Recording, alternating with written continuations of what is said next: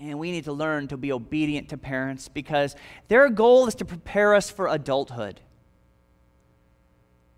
It's not always to make us comfortable. You don't have a right to privacy. You don't have a right to happiness. You have a command to obey. We used to try that with my dad. I told you, it wouldn't get very far. You can't come in my room. It's my. He's like, it's not your room. Do you pay for that room?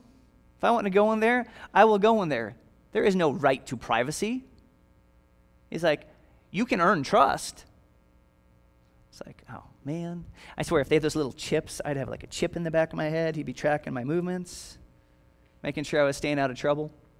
But I'm thankful to God for my parents. And I honestly, and I've said this before, got to the point, and it was at the time when I was right about 23 years old, working at Target, stocking shelves, and I said something that I thought I would never say. I didn't say it out loud, but I thought it as clear as if I'd said it out loud, as I was watching these bratty little kids run around the toy section, because I was in charge of stocking the toy section. And I looked over and saw this kid, and he like did some ninja kick at me. What's like this look like? And I just looked at I wanted to kick him, but I would have got fired. I wanted to be like, oh yeah? I didn't like kids until I had my own. Just word of disclaimer.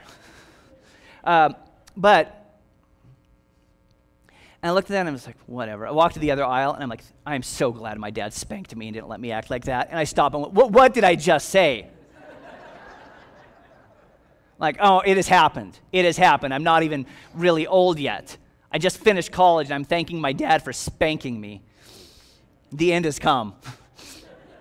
But it's true because he wanted to instill in me godly values. It was my own decision whether I was going to embrace those. So parents, just because you do everything right, and we'll get to you, doesn't mean your kids are going to turn out perfect. They have their own choices to make.